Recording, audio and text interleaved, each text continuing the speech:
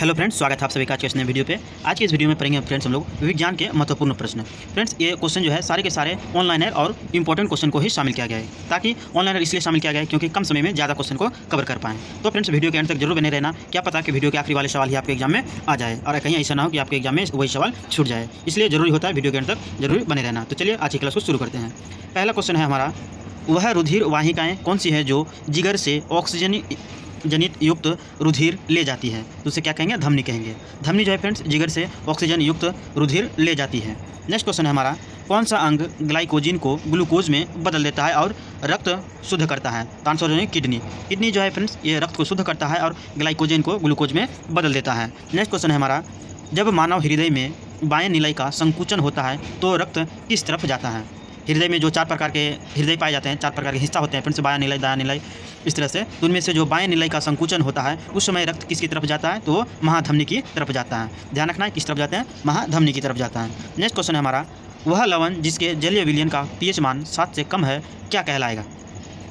pH scale तो देखे ही होंगे फ्रेंड्स, जो जिसमें 0 से 14 तक के मान अंकित होते हैं, उनमें से जो है pH मान 7 से कम है तो उसे क्या कहा जाता है? तो उस विलयन को अम्लीय कहा जाता है। क्या कहा जाता है? उस जलीय विलयन को क्या कहेंगे फ्रेंड्स? जिसका विलयन 7 से कम होगा तो उसे अम्लीय विलयन कहेंगे। नेक्स्ट क्वेश्चन है, फलों का अध्ययन क्या कहलाता है? तो आंसर हो जाएंगे पोमोलॉजी। काफ़ी इंपॉर्टेंट क्वेश्चन है फ्रेंड्स, ये सवाल अधिकतर एग्जाम में रिपीट हुए हैं। फलों का अध्ययन क्या कहलाता है? तो पोमोलॉजी कहलाता है। नेक्स्ट क्वेश्चन है हमारा, जीवाणु की खोज सर्वप्रथम किसने की थी? तो आंसर हो जाएंगे ल्यूवेनहॉक ने। ल्यूवेनहॉक के द्वारा जीवाणुओं की खोज की गई थी। नेक्स्ट क्वेश्चन है हमारा, जिन पौधों पर बीज बनते हैं किंतु फूल नहीं लगते उन्हें क्या कहते हैं? तो उन्हें क्या कहते हैं? अनावृत बीजी कहते हैं। क्या कहते हैं फ्रेंड्स? अनावृत बीजी कहते हैं, जिसमें बीज तो बनते हैं किंतु फूल नहीं लगते हैं, अनावृत बीजी कहलाते हैं। नेक्स्ट क्वेश्चन है हमारा, पौधों में आवश्यकता से अधिक जल किस प्रक्रिया द्वारा बाहर निकाले जाते हैं? तो आंसर है वाष्प उत्सर्जन। वाष्प उत्सर्जन विधि द्वारा फ्रेंड्स पौधों में अगर जल की मात्रा अधिक हो जाती है तो वो अपने जल को क्या करते हैं? वाष्प उत्सर्जन के माध्यम से बाहर निकाल देते हैं। और वाष्प उत्सर्जन क्रिया किस में होती है? तो पत्तियों में होती है। नेक्स्ट क्वेश्चन है, निम्न में से किसे प्रकाश संश्लेषी अंगक कहलाते हैं? यानी पौधे का जो प्रकाश संश्लेषी अंग किसे कहेंगे? तो उसे पत्ती को कहेंगे। पत्तियों को पौधे का प्रकाश संश्लेषी अंग कहते हैं। नेक्स्ट क्वेश्चन है हमारा, पौधों में गैसों के आदान प्रदान के लिए रहते हैं, किसके माध्यम से गैसों का आदान प्रदान करते हैं? तो रंध्र के माध्यम से आदान प्रदान करते हैं। रंध्र किस में होते हैं फ्रेंड्स? तो जो पत्ती होते हैं, पत्तियों में छोटे छोटे छिद्र के रूप में पाए जाते हैं, वही रंध्र कहलाते हैं। नेक्स्ट क्वेश्चन है, फेफड़ों का आकार होता है, फेफड़ों का आकार कैसा होता है? तो शंक्वाकार होता है। कैसे होता है फ्रेंड्स? शंक्वाकार होते हैं, इस तरह से और इस तरह करके 2 तरफ होते हैं जो किस आकार के होते हैं? तो शंका आकार के होते हैं। नेक्स्ट क्वेश्चन है, भोजन का पाचन किस प्रकार की अभिक्रिया है? तो आंसर देंगे उपचयन की प्रक्रिया है। भोजन का पाचन उपचयन की प्रक्रिया है। नेक्स्ट क्वेश्चन है, हार्मोन शब्द का नामकरण किसने किया था? तो आंसर हो जाएंगे बेलिस एवं स्टार्लिंग ने। बेलिस एवं स्टार्लिंग के द्वारा हार्मोन शब्द का नामकरण किया गया था। नेक्स्ट क्वेश्चन हमारा, पृथक्करण का नियम किसने दिया था? पृथक्करण का नियम किसने दिया था? तो जॉन मिल्डन ने। जॉन मिल्डन जो फ्रेंड्स एक जीव विज्ञानी है, तो ध्यान रखना है पृथक्करण का नियम किसने दिया था? तो जॉन मिंडल ने दिया था। नेक्स्ट क्वेश्चन है, जीव विज्ञान शब्द का प्रयोग सर्वप्रथम किसने किया था? तो आंसर जो है लैमार्क तथा ट्रेविरेनस ने। लैमार्क तथा ट्रेविरेनस ने जीव विज्ञान शब्द का प्रयोग किया था। नेक्स्ट क्वेश्चन है, जीव विज्ञान के जनक के नाम से जाने जाते हैं, किसे जाने जाते हैं? तो अरस्तु को जाने जाते हैं। जीव विज्ञान के जनक कौन है? अरस्तु को कहे जाते हैं।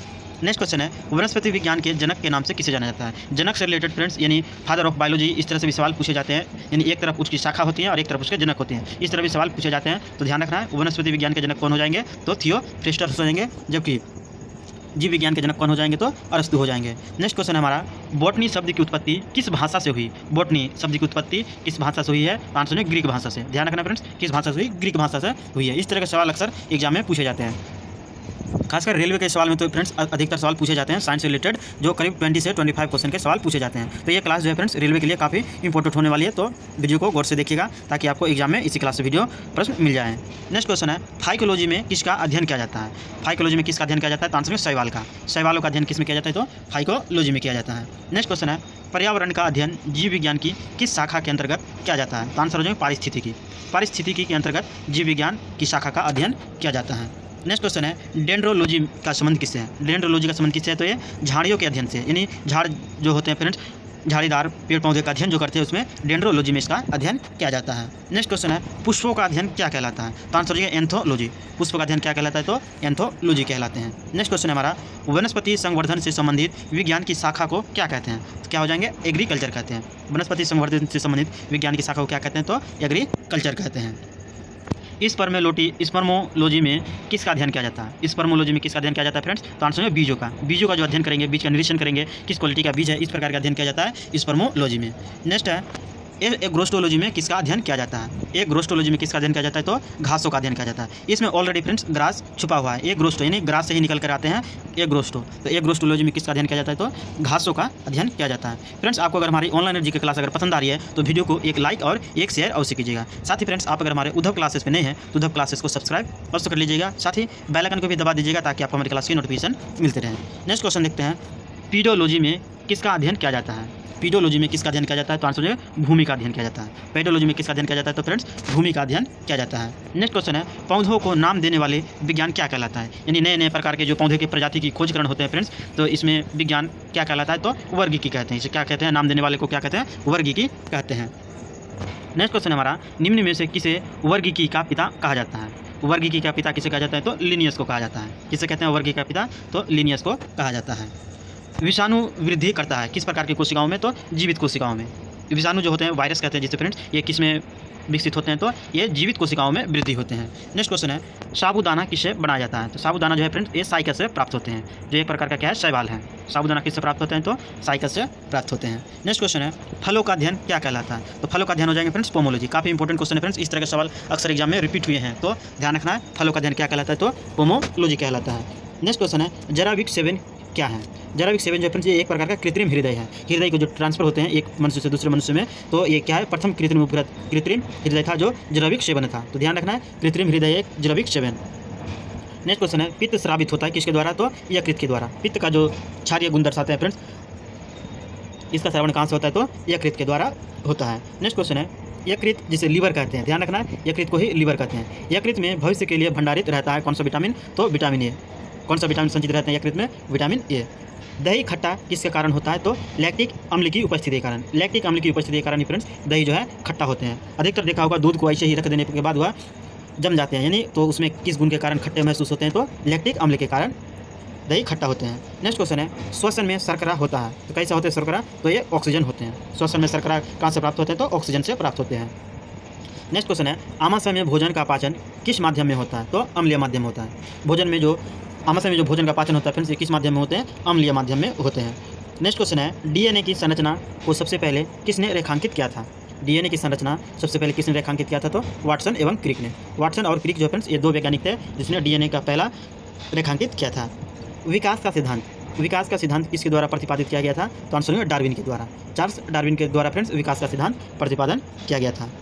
किस विटामिन की कमी के कारण मसूड़ों में रक्त आते हैं और दांत हिलने लगते हैं? तो विटामिन सी की कमी से। विटामिन सी की कमी से जो है फ्रेंड्स दांत हिलने लगते हैं और मसूड़ों से रक्त बाहर निकलने लगते हैं। तो किस विटामिन की कमी से? तो विटामिन सी की कमी से। नेक्स्ट क्वेश्चन है, पेट में भोजन को पचाने के लिए निम्नलिखित में से किसकी खास आवश्यकता होती है? तो एंजाइम की आवश्यकता होती है। शरीर में जो कई प्रकार के एंजाइम का स्रवण होता है फ्रेंड्स, मुंह से, छोटी आंत से, बड़ी आंत से, अग्नाशय से, सारे के सारे जो है किस में सहायक होते हैं? तो पेट में भोजन को पचाने में सहायक होते हैं एंजाइम। नेक्स्ट क्वेश्चन है, कौन सी कोशिकांग प्रोटीन संश्लेषण में प्रमुख भूमिका निभाता है? तो आंसर हो जाएगा एंडोप्लाज्मिक रेटिकुलम और राइबोसोम। ये दो जो है फ्रेंड्स यौगिक एंडोप्लाज्मिक रेटिकुलम और राइबोसोम जो है ये प्रोटीन के संश्लेषण में प्रमुख भूमिका निभाते हैं। नेक्स्ट क्वेश्चन है, अदरक तथा आलू के खाने योग्य भाग क्या है? काफ़ी इंपॉर्टेंट क्वेश्चन है फ्रेंड्स, ये सवाल अधिकतर एग्जाम में 4 से 5 बार रिपीट हुए हैं रेलवे के एग्जाम में। हाल ही जो 2019 में रेलवे के एग्जाम हुए थे उसमें रिपीट हुए थे। अदरक और आलू के खाने योग्य भाग क्या है? तो आंसर जो तना है। हुक का नियम किस सीमा तक परिभाषित होते हैं? तो प्रत्यास्थता की सीमा तक। प्रत्यास्थता की सीमा तक जो है फ्रेंड्स हुक का नियम लागू होते हैं। नेक्स्ट क्वेश्चन है, भारी जल जिसे हैवी वाटर कहते हैं, भारी जल में हाइड्रोजन के स्थान पर क्या होता है? तो ड्यूटेरियम होते हैं। जो साधारण जल के सूत्र जो होते हैं फ्रेंड्स H2O, लेकिन अगर ड्यूटेरियम की अगर बात करते हैं जिसे भारी जल कहते हैं तो उसके स्थान पर प्रयोग होते हैं D2O।